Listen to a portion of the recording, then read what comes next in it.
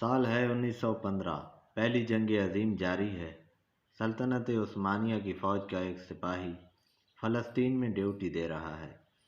اس کے پاس کچھ رقم ہے جو وہ امانتاً فلسطین کے الاول نامی ایک خاندان کے کسی شخص کے حوالے کرتا ہے، اس درخواست کے ساتھ کہ جب جنگ ختم ہوگی تو وہ واپس آ کر اپنی رقم لے لے گا۔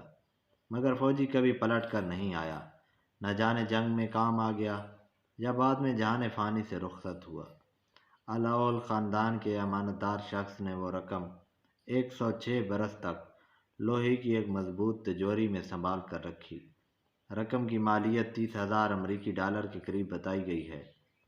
گزشتہ برس کے آخر میں نابلوس میں ایک تقریب منعقد ہوئی جس میں ترکی کے سفیر کو وہ رقم واپس کی گئی۔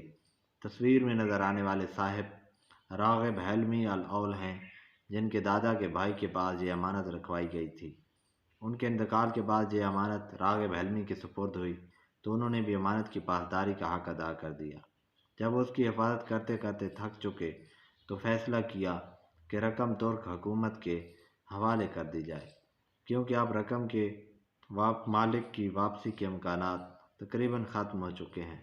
اللہ کریم ہمیں بھی اسی طرح کی امانت داری اور دیانت داری کی توفیق نصیب فرمائے۔ مزید ایسی ویڈیو کے لیے چینل سبسکرائب کریں۔